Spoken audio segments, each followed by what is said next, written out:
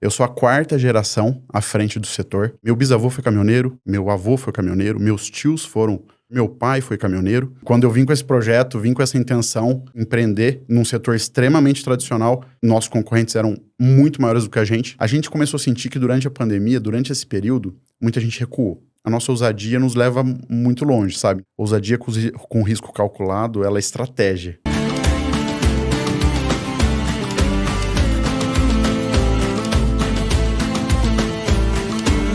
A família do Renan Karsten Laurentino está envolvida com o setor de transportes há décadas.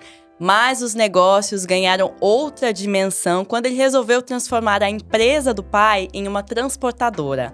Hoje, a Karsten Serviços e Transportes está sediada em Agudos, no interior de São Paulo, mas realiza transportes por todo o país, principalmente no setor de alimentos e bebidas. Ela tem clientes como Ambev, Heineken, Nestlé, Bauducco, Fenza, Minalba e muitos outros.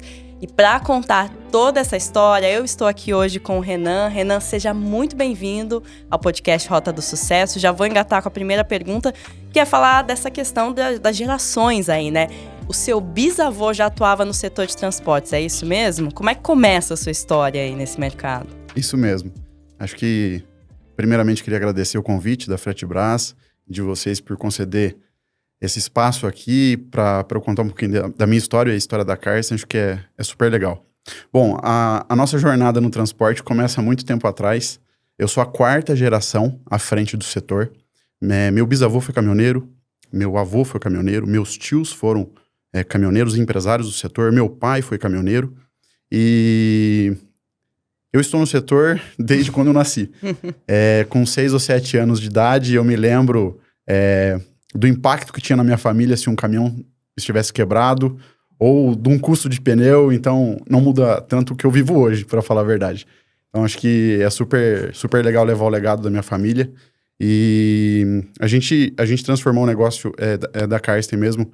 Ela era totalmente focada na parte de oficina. Era o seu pai que montou a Karsten no início, é isso? Perfeito. E era uma empresa focada em oficina de conceito de caminhões, especificamente? Isso, caminhões e veículos leves. Tá. E eu entrei no setor desde cedo. Eu fui menor aprendiz, com 12 anos, numa transportadora. E eu tive 2 experiências em 2 transportadoras diferentes, antes de realmente entender que o meu propósito era empreender. Então, nessas 2 empresas, de fato, eu não encontrava uma visão clara do meu futuro, no meu propósito. E com 23 para 24 anos, resolvi dar uma virada na empresa do meu pai e transformar a Karsten no setor de transportes e logística. Que experiência você tinha tido no setor de transportes nessas outras transportadoras? Eu passei por todas as áreas. Como eu tô desde cedo, de menor aprendiz, eu fui analista, trabalhei na área comercial, área de operações. E a minha última jornada, numa transportadora de médio porte também do interior, eu cheguei na posição de gestor comercial. Tá. Então eu tinha muito contato com o cliente e também olhava operações. E foi por isso, por ter contato com o cliente ali, que você falou, opa, agora eu já tenho contatos, consigo começar a virar a Karsten em uma transportadora? Foi por aí ou não? Não é tão fácil assim, né? Sim. Acho que, claro, que o desejo de empreender falou mais alto. A gente não mede consequências quando a gente pretende empreender. Uhum. Mas eu tinha muitos contatos e meu nome era muito relevante no mercado. Mesmo jovem, eu tinha muito contato com os clientes, que foram clientes que abriram a porta para a Karsten desde o começo. E foi muito, muito prazeroso pra gente colocar a Karsten nessa rota de sucesso que a gente tá hoje. Tá. E como é que começa a Karsten no setor de transportes? No sentido assim, você chega pro seu pai, você fala, pai, vamos virar isso aqui numa transportadora? Como é que foi esse começo aí? Tudo é vinculado ao propósito. Eu tinha dentro de mim, desde cedo, uma vontade muito, muito forte em empreender. E meu pai sempre apoiou minhas ideias, a minha ousadia, a minha coragem. Ele sempre foi um grande apoiador das minhas loucuras aí, que a gente fala. Tá. Então, quando eu vim com esse projeto, vim com essa intenção de largar um emprego estável, né? De sair de uma zona de conforto, realmente empreender num setor extremamente tradicional, que nossos concorrentes eram muito maiores do que a gente naquela época. Foi realmente um desafio. Mas a minha família me apoiou, meu pai esteve comigo. E no começo éramos em 3. Era praticamente eu, meu pai, mais um funcionário. E era multitarefas, né? A gente fazia de tudo. Fazia de tudo. E os primeiros clientes vieram por conta desse seu contato. Como é que você fez para convencê-los a entrar com você nessa? Eu acho que a relevância do meu nome no setor, por eu já ser conhecido, falou bastante. Porque a marca era desconhecida. Então, você chegar numa grande indústria e com uma empresa que o pessoal não conhece, é muito difícil. Mas eu usei a relevância que a gente tinha, a experiência que eu tinha um pouco, e a gente acabou entrando em grandes operações. A princípio, a gente começou a empresa sem frota, sem caixa, sem marca, só com a coragem e com o nome do Renan. Essa foi a nossa realidade. E a gente teve bastante abertura de alguns clientes. E a gente começou fazendo a inteligência, o que a gente sabia fazer com terceiros, com veículos autônomos, com outras transportadoras operando através da Karsten, e a gente com a inteligência comercial e de operações.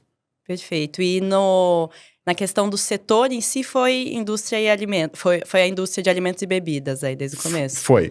O primeiro cliente que deu abertura pra gente foi um cliente que está até hoje. Hoje é o nosso principal cliente até hoje. A gente cresceu muito. A gente é muito relevante, né, nesse cliente. Foi o cliente que deu abertura pra gente. Começamos sem frota.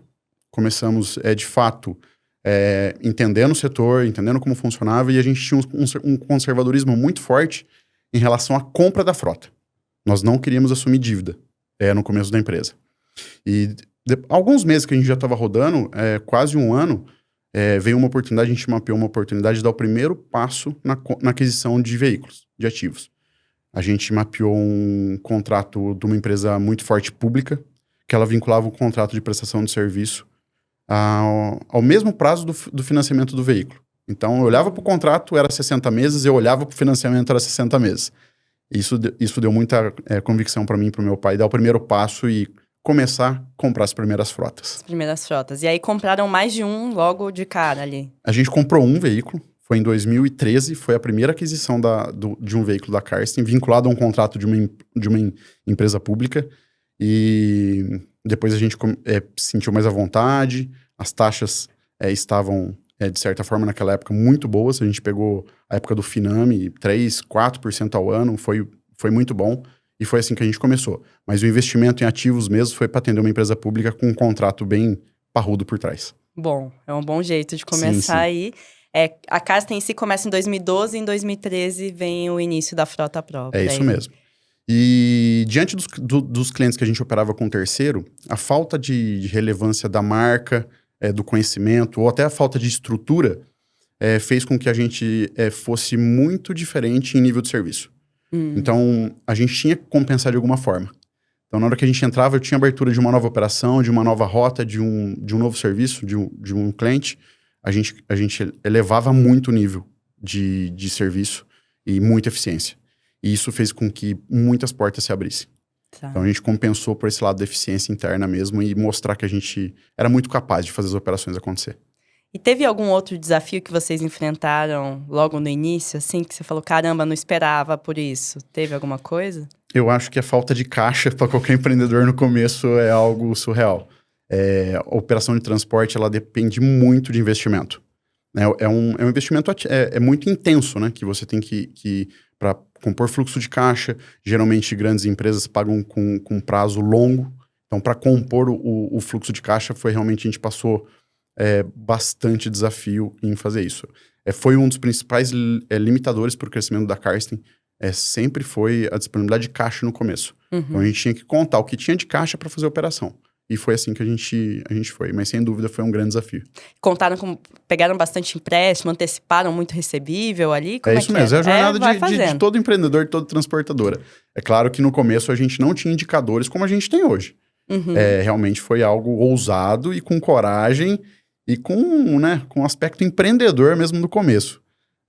Muitas pessoas me perguntam no mercado financeiro se eu faria isso de novo. Hoje é fácil olhar para trás e falar que a gente percorreu toda essa jornada, mas foi muito difícil. A vida do empreendedor no começo é bem difícil. Muitas noites sem dormir, mas é uma chama por dentro que mantém a gente vivo, sabe? Na jornada de empreender. E com a certeza que vai dar certo. Acho que é essa certeza que nos move até hoje. E como é que foi empreender ali no início com seu pai? Né? Como é que era isso? A dinâmica de pai e filho, de repente, dentro da empresa? Esse foi algo muito legal. Acho que eu e meu pai tem perfis completamente diferentes. Isso, de certa forma, complementa, né, a gestão da empresa. Desde o começo, eu sempre fui muito atuante na área comercial e meu pai muito atuante na área operacional. Meu pai sempre cuidou dos nossos ativos, da eficiência de frota, o contato com os nossos motoristas, sempre ficou debaixo dele. E essa divisão foi muito boa.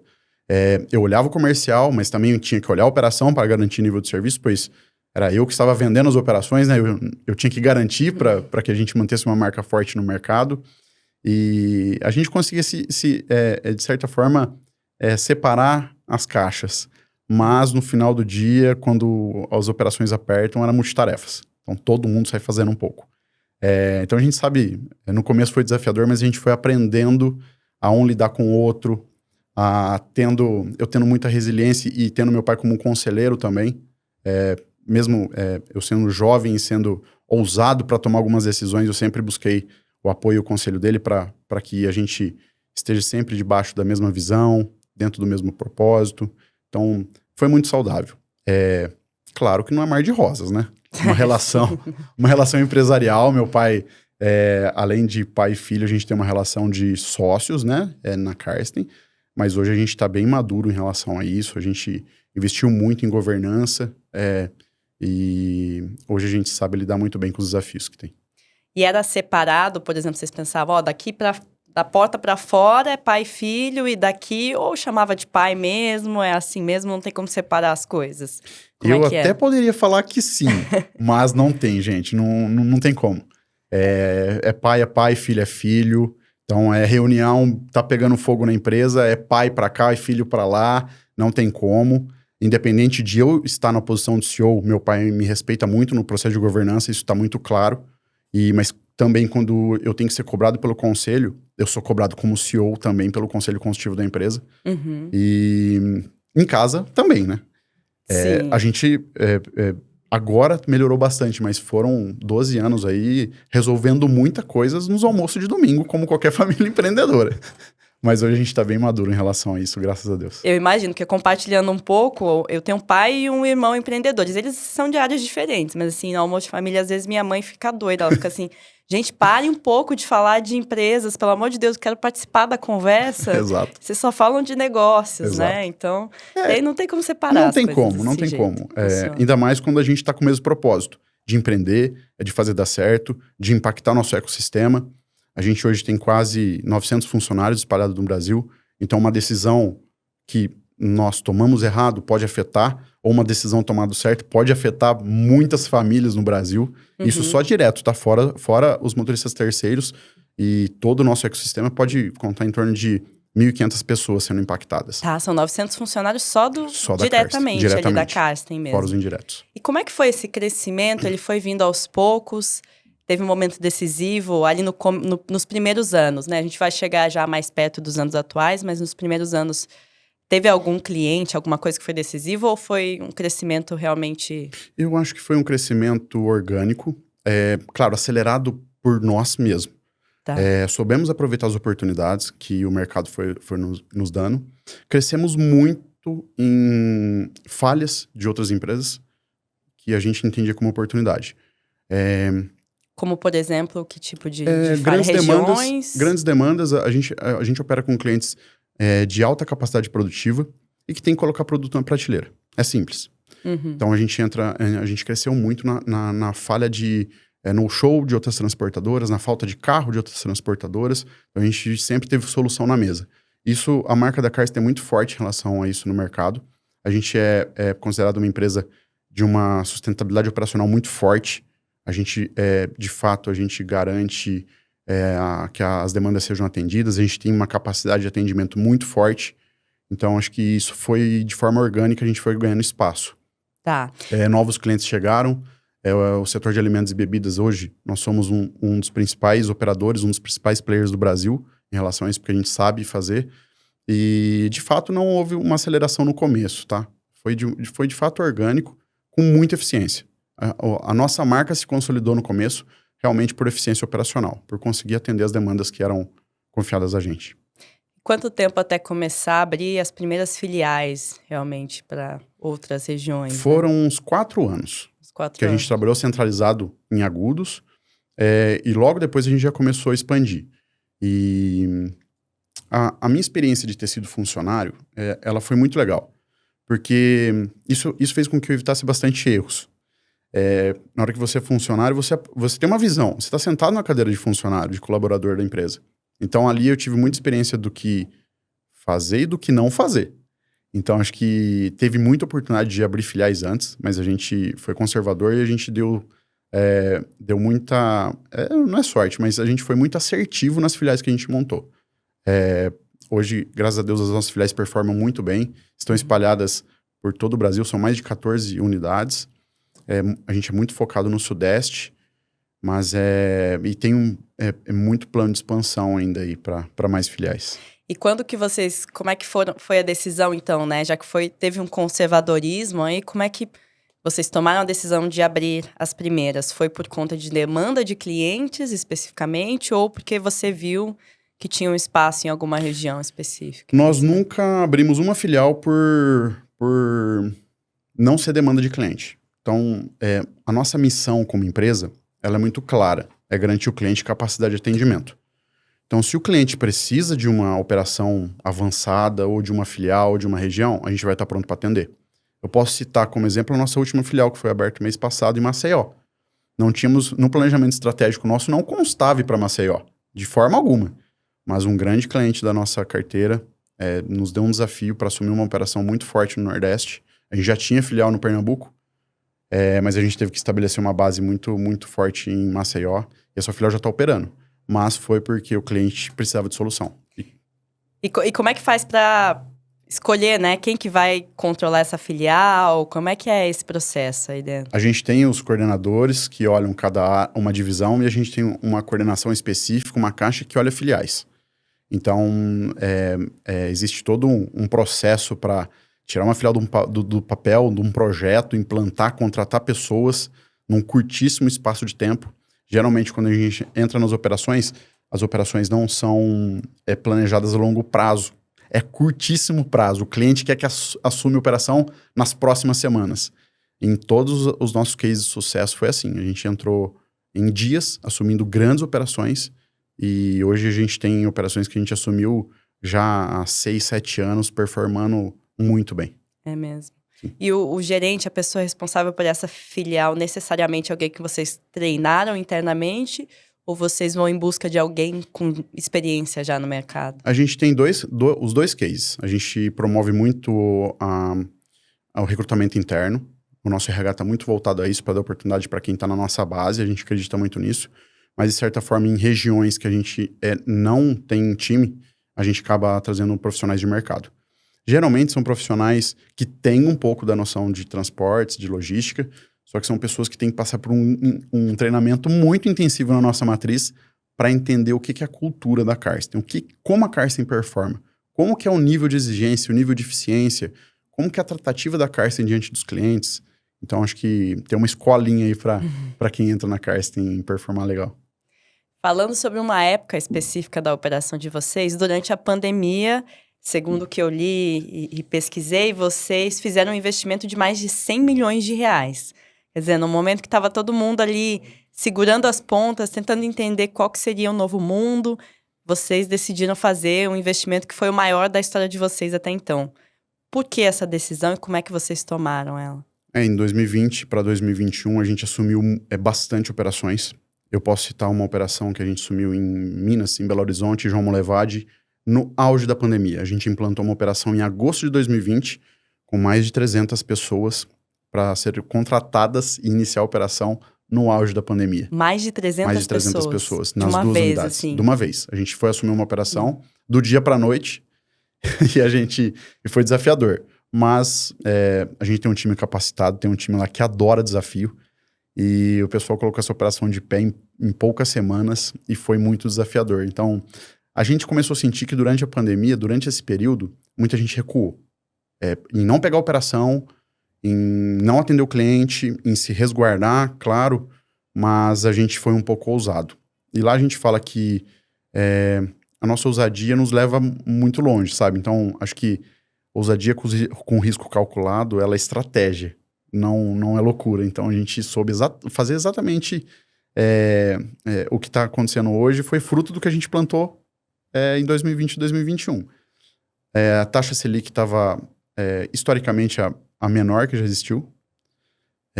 Negociação com as montadoras estava muito favorável, muito lote de empresas grandes sendo cancelados, pedidos cancelados, e a gente tomou uma decisão, que era o melhor momento da empresa para a gente dar um passo mais firme diante de investimento em estrutura, investimento em frota, em novas operações.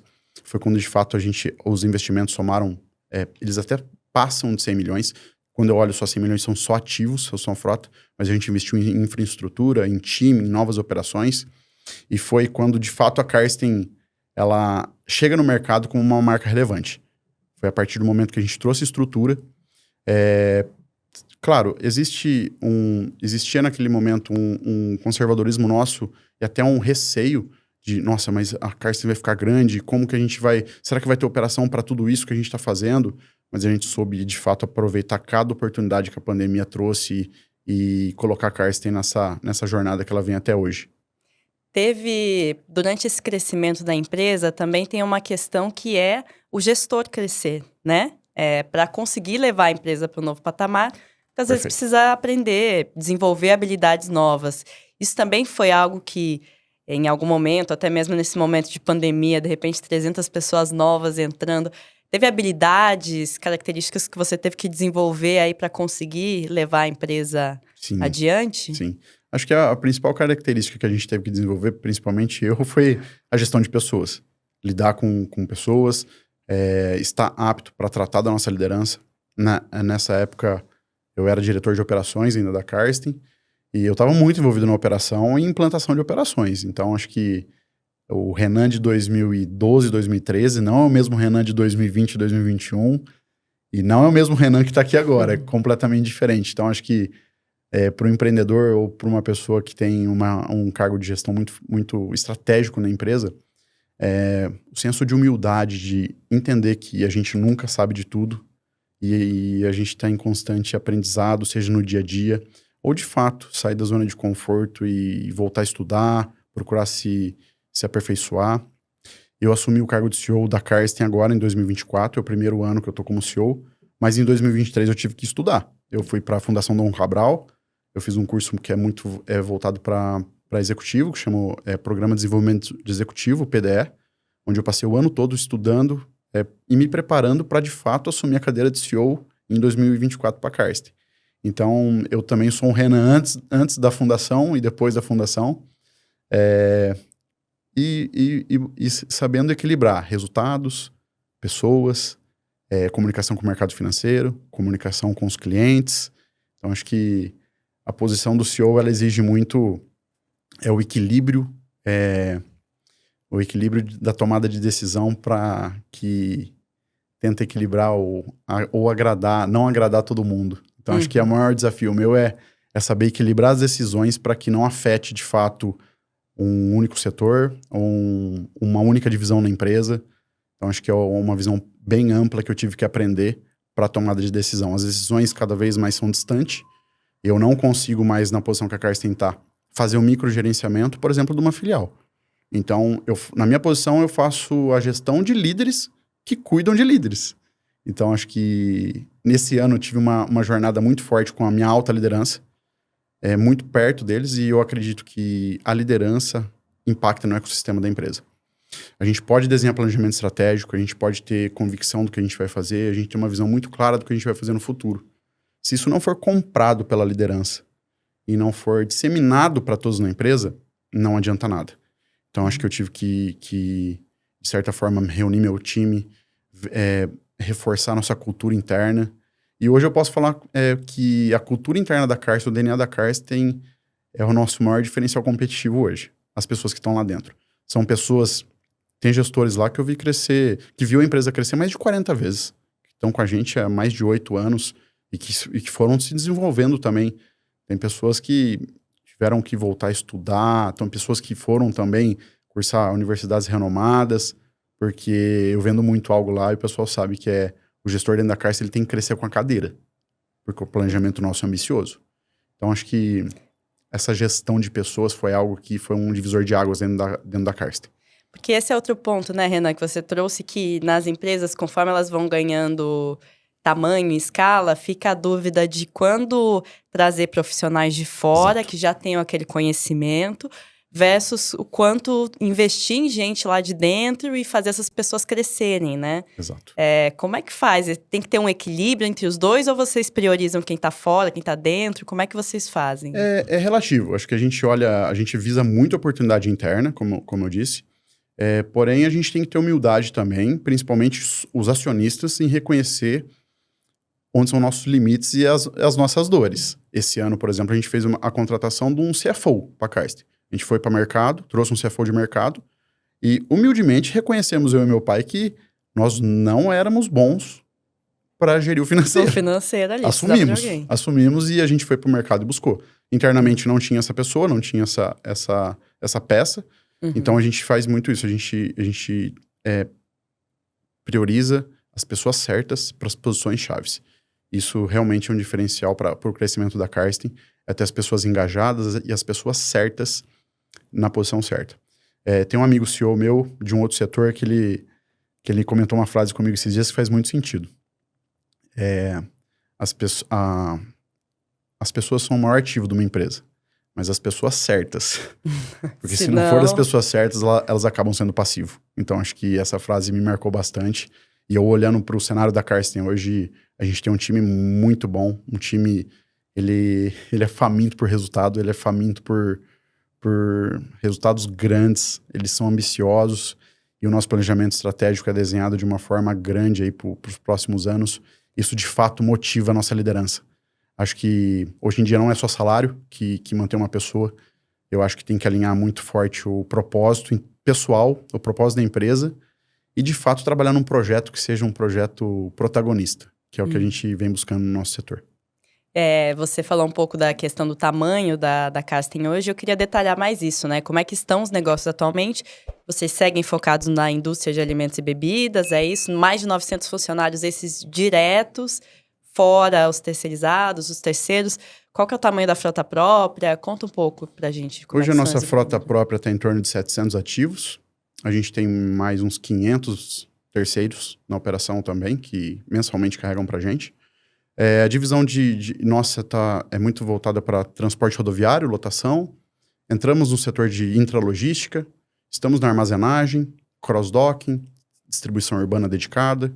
Então, acho que os negócios para a gente vão muito bem, eu posso falar assim. Tem muita oportunidade no mercado. A gente acredita que, por próximos anos, esse setor vai se transformar e a gente quer liderar essa transformação. Esse é o interesse da Karsten, em realmente absorver as oportunidades e as demandas que vêm com o mercado futuro. A gente acompanha de perto várias pesquisas, inclusive pesquisas da Fundação Dom Cabral, que aponta a dependência do transporte rodoviário até 2035 no Brasil. O setor de alimentos e bebidas, ele passa por uma dependência de 90% do modal rodoviário para fazer a distribuição de alimentos e bebidas no Brasil. Já passa hoje, já tem essa. Já. Dependência. E o consumo vai aumentar muito. E como a gente está vinculado a essa indústria de consumo, de bens de consumo, alimentos e bebidas, então a gente está muito... Tá na rota de crescer com os nossos clientes. Então acho que a gente está muito favorável. Porém, o mercado, ele vai, como eu falei, ele vai se transformar. Tem espaço para todo mundo e sempre vai ter. Só que a gente vê uma pressão muito forte no mercado por eficiência. E o mercado, ele não vai ter mais espaço para amador ou para informalidade.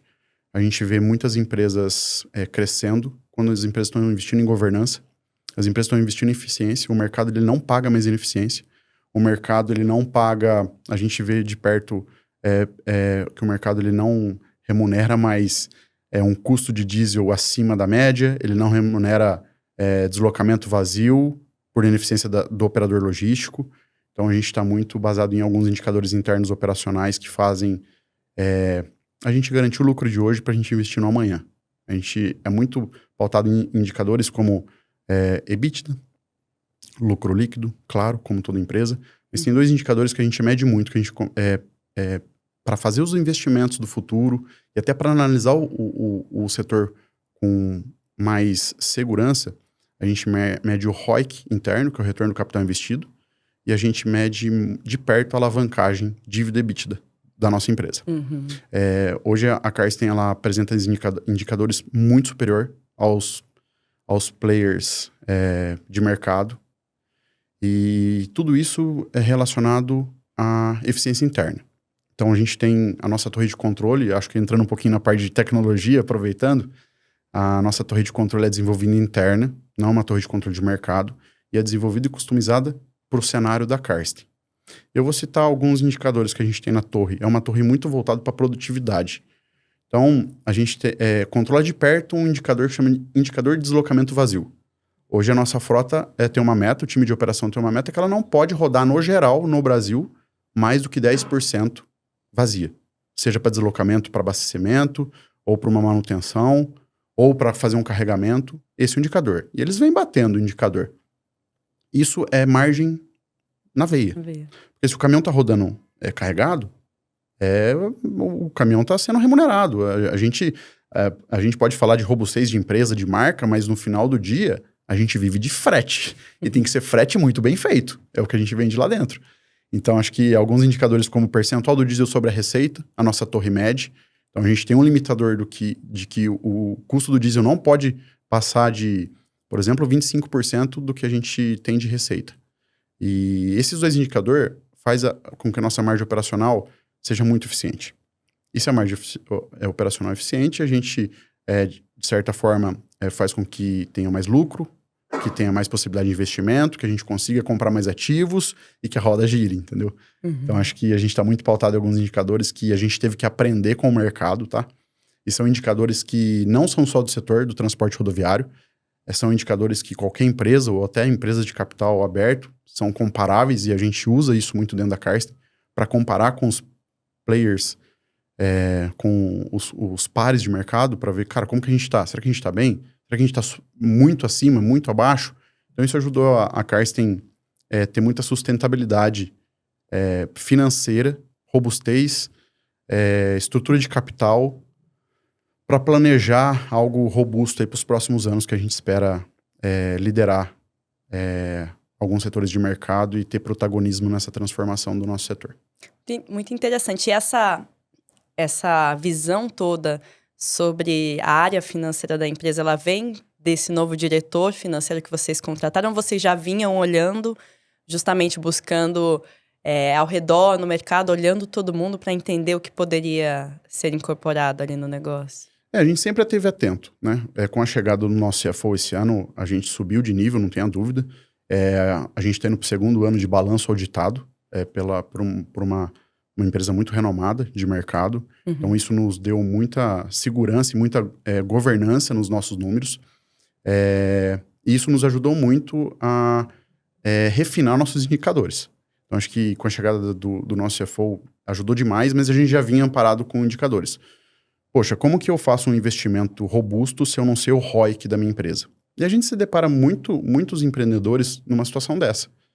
Muitas vezes eles vão no embalo de clientes, de contratos que aparentemente parecem ser milionários e que realmente o ego fala mais alto, mas é importante a gente medir alguns indicadores antes de fechar contrato, porque é um capital investido, né?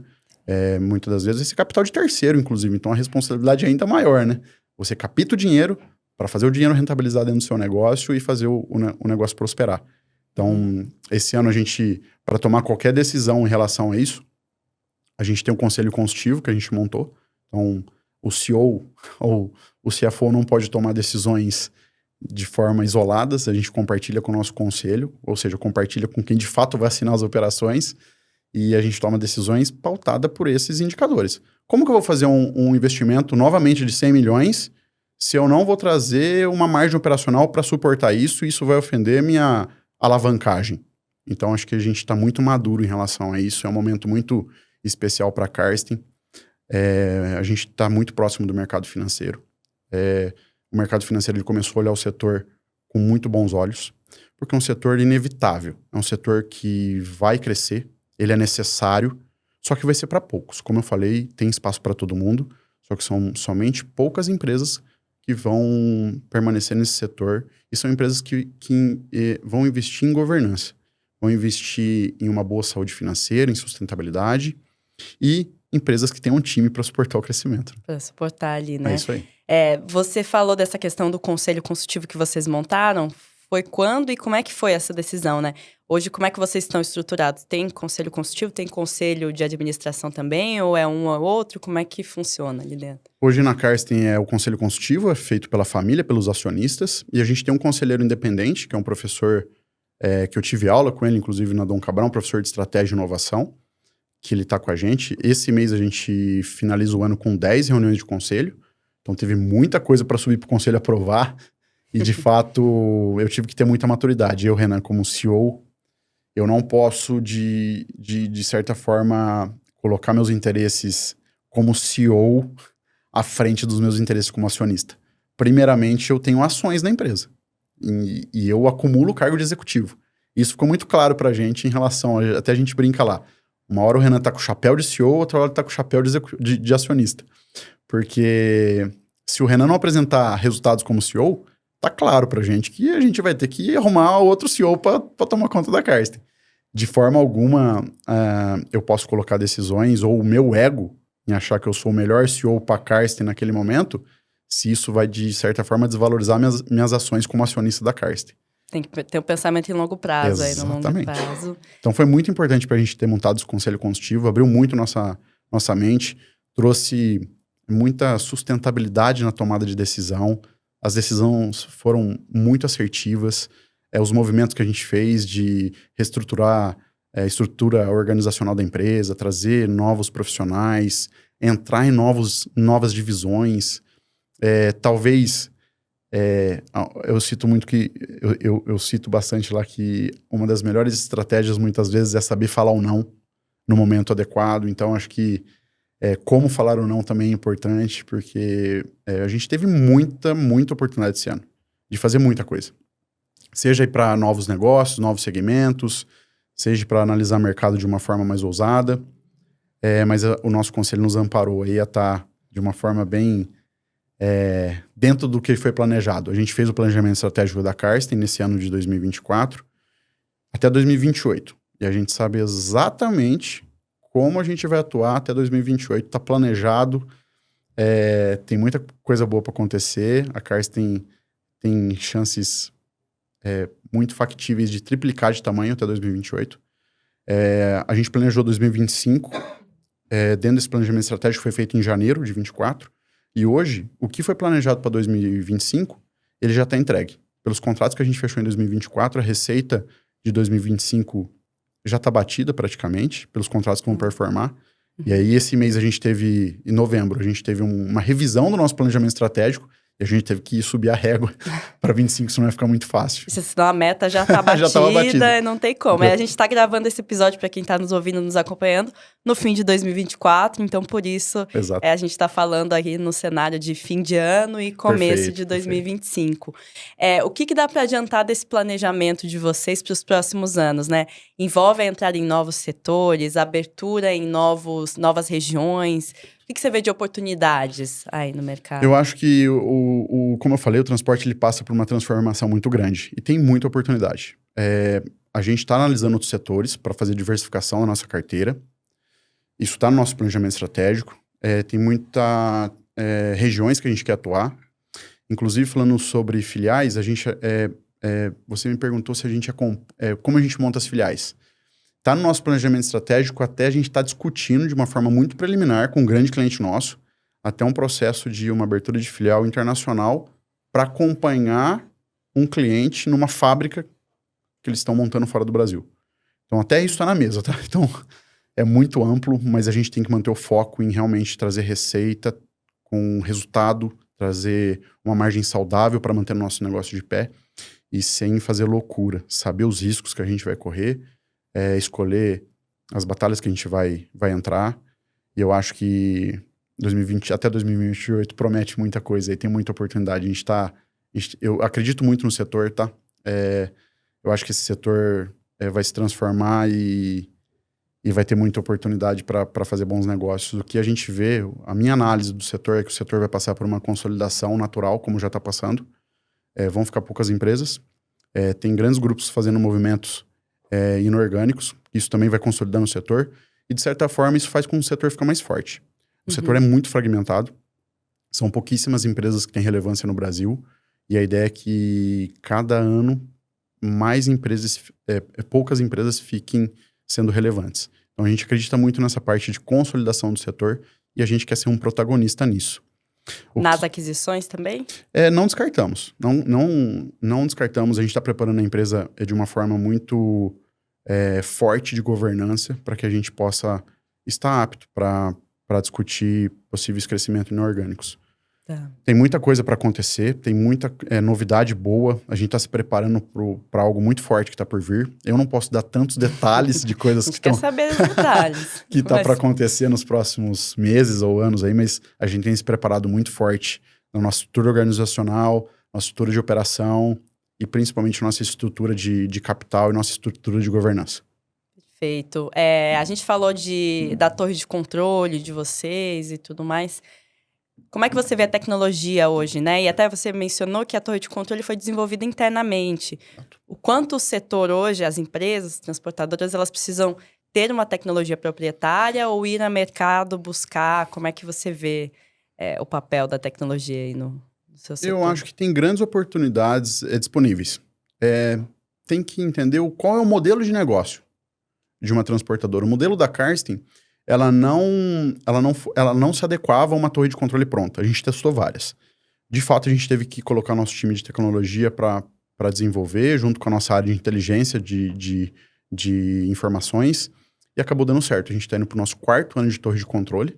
É uma torre muito madura, muito parruda, mede indicadores de forma real e geolocalização, nosso RP, rastreador do veículo.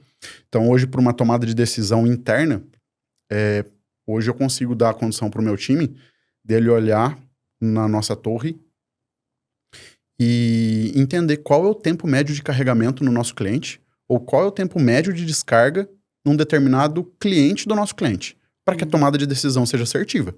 Hoje, a palavra eficiência, ela é muito forte no nosso setor e o que a gente vê como algo muito ofensor é o tempo de operação, de carga, descarga, tempo parado. Isso está sendo um grande ofensor de margem para as empresas do nosso setor. E a gente preparou uma torre que ela mede de forma independente e sem input nenhum. Na hora que o veículo ele chega na geolocalização, abre o cronômetro. Então, se eu tenho um determinado mercado para fazer uma entrega e a minha torre de controle apita que esse mercado leva 3 ou 4, 5 dias para descarregar, ele vai ser o último que a gente vai tentar atender. A gente vai tentar pegar operações eficientes. Vai priorizar os outros. Vai priorizar os outros. Porque a gente faz investimentos em ativos para os ativos rodarem, né? Não para o ativo ficar parado. Sim. Então, isso a gente consegue uma produtividade muito alta dentro da empresa. Mas isso não foi fácil, tá? A gente houve uma mudança de cultura muito forte lá dentro para adaptar nesse novo modelo. Porque uma torre de controle de fato funcionando, ela mede indicadores para serem tratados. A torre de controle ela não é autônoma. A torre de controle, ele mede, ele gerencia e aponta dados para os gestores tomarem a decisão. Isso é um ponto interessante, né? Quando a gente fala de empresas que você tem que... Não adianta só trazer uma tecnologia, mas tem que gerir as pessoas para aceitarem aquela tecnologia e entender que aquela tecnologia vai ser melhor para elas, mesmo que no primeiro momento não pareça, né? Esse é um processo também, não? E tira muita gente da zona de conforto, né? Abrir dados para um cliente relacionado à ineficiência do cliente é muito ruim. No começo. Mas depois a gente colheu muitos frutos em relação a isso. A mostrar quanto eficiente o cliente poderia ser numa situação... A gente pegou situações de demora de 6 ou 8 horas para entregar uma nota fiscal para o motorista. E a gente conseguiu mapear pela nossa torre de controle. Então, isso de certa forma deixa a operação ineficiente, então precisa de mais veículo na operação, mais motoristas, mais CO2 no ambiente, assim vai, né? Sim. Então, nossa torre de controle é muito preparada para isso, mas de fato, quem toma a decisão são pessoas. E as pessoas têm que estar preparadas para isso e aptas para tomar a decisão, né? E eu vejo que a tecnologia, ela anda alinhada com o setor, não tem como. Cada dia mais A gente tem se deparado com novas tecnologias que estão acessando. A gente tem uma área de tecnologia muito robusta dentro da Karsten, a gente investe muito nisso. Inclusive, a gente tem uma spin-off, uma empresa de tecnologia nossa, que gera soluções para o mercado já. Tudo desenvolvido dentro da Karsten. Uhum. E no mercado de transportes como um todo ou no mercado Como um todo? Como um todo. Logística, Legal. transportes. Uhum. Então, muita coisa que foi desenvolvida para a Karsten, ela já está sendo solução para outras empresas também. E é tudo bem focado em segurança e eficiência, que são os pilares aí que a gente detém como prioritários na nossa operação. Inteligência artificial está vindo com tudo. A gente já tem vários projetos lá em relação a isso. De análise, principalmente de manutenção. A gente está conectando a telemetria com a inteligência artificial. E se tudo der certo, tá passando um projeto aí que quantas vezes o motorista pisar no freio, a gente sabe quando que vai ter que ser a manutenção preventiva dele. Então, Uau. A gente está indo para esse caminho de realmente utilizar a tecnologia a nosso favor.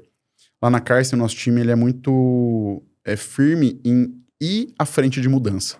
Então, qualquer foco de mudança ou novidade, o nosso time vai para cima em relação a isso. Então, a gente é muito pioneiro em muitas inovações que teve no mercado, nasceu dentro da Karsten. A gente é muito procurado por grandes montadoras, praticamente por todas, para fazer teste com veículos, para lançar novos protótipos, para lançar tecnologias, para testar. Então, acho que, novamente, é mérito do time em ter esse gás e essa vontade pelo novo. Então, isso faz a tecnologia, de certa forma, ser uma aliada nossa, né? Sim. Um dos nossos valores como empresa é a inovação. A gente tem que estar inovando, a gente tem que estar buscando. Então, isso a gente faz não só para o time administrativo, mas para os motoristas também. Hoje, a gente tem um aplicativo que está indo acho que já está para o 3º ano em operação. É um aplicativo desenvolvido para a Karsten, uma plataforma exclusiva da Karsten, que o motorista ele tem toda a trilha do mês, do dia, a jornada dele, seja a jornada de trabalho ou a jornada dele como colaborador dentro da Karsten, está dentro do aplicativo. Então, ao vivo, online, ele consegue ver o potencial de produtividade dele no mês, se ele teve pico de velocidade, se ele é ofensor de segurança, se ele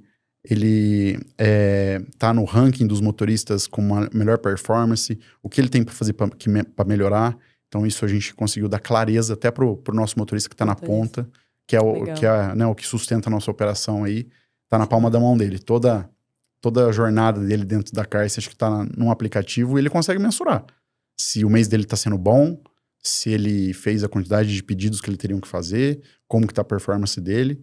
E a gente partiu muito para um lado de gamificação também, e ele consegue comparar com os demais, e fica bem dinâmico, fica bem legal o ranking lá. E anualmente, a gente fecha o resultado anual e faz uma premiação para todos os motoristas, os melhores motoristas do ano. Sempre acontece com base nesse ranking, que é a origem do aplicativo, que a gente desenvolveu interno também.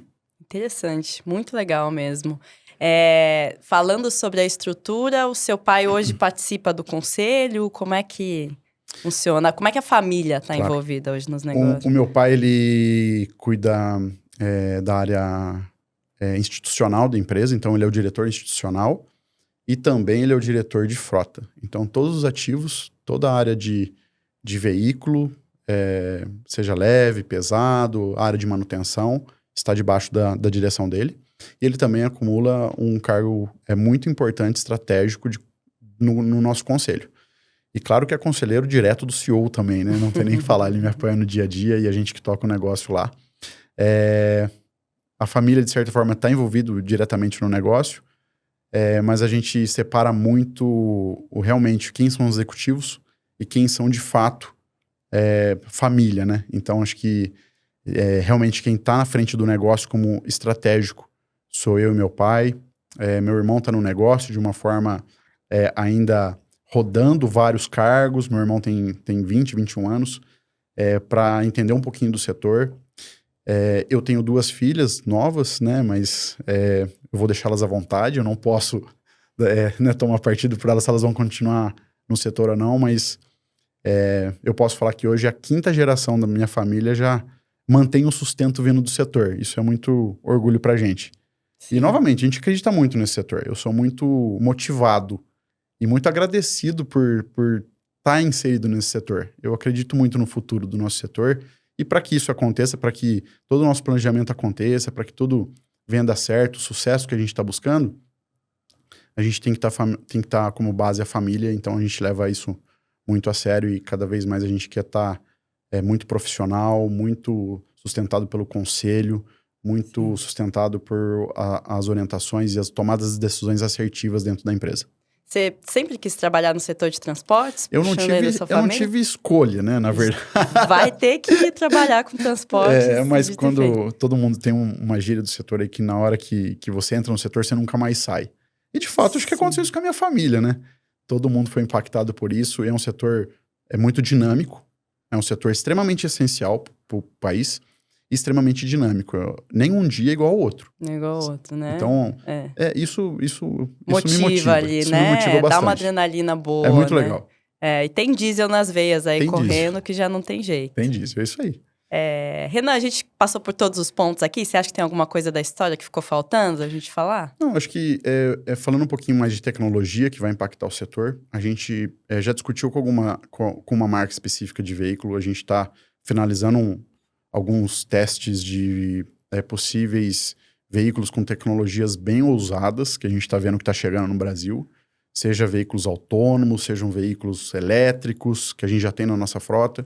Nós fomos uma das primeiras empresas do Brasil a operar com veículo movido a GNV, isso foi em 2020. A gente já conhece muito bem outras matrizes energéticas para operar. A gente é uma empresa que tem relatórios próprios de emissão de CO2 das nossas operações, desenvolvido pelo nosso time interno. Então, hoje, mensalmente, cada cliente da Carsten recebe de forma automática um relatório de emissões feito diretamente pela Carsten. Isso ajuda no relatório de reporte deles também. Então, a gente leva muito sério essa parte de ESG, só que eu levanto uma bandeira muito forte do ESG em relação à eficiência. Não adianta nada a gente ter veículos movidos a GNV, ter veículos elétricos, se a gente continuar rodando com o índice Brasil de 40% da nossa frota brasileira roda vazia. Então, acho que isso é algo muito ofensor para o nosso setor. E eu acho que é algo que a gente tem que se debruçar. Antes da gente levantar bandeiras como matriz energética, a gente tem que levantar a primeira bandeira da eficiência. Que automaticamente já vai ela afeta a emissão de CO2, ela afeta o nosso setor. Então, na Carsten existe algo muito focado nisso, tá? É claro que a gente não descarta a mudança de matriz energética, isso vai acontecer, mas primeiramente eu acho que o que tem que estar na mesa é um foco muito voltado para a eficiência, seja do transportador, do operador logístico, ou até mesmo dos embarcadores. Acho que esse é o foco aí que eu vejo no curto prazo para acontecer. Perfeito. Renan, muito obrigada pela sua participação, foi um prazer recebê-lo aqui. Muito obrigado, valeu pela oportunidade. Obrigada para você também que nos acompanhou, nos ouviu até aqui. Se você está nos ouvindo pelo Spotify, não esquece de já seguir o podcast. Se for pelo YouTube, já se inscreve no canal para não perder os próximos episódios. Eu vejo você no próximo Rota do Sucesso. Até lá!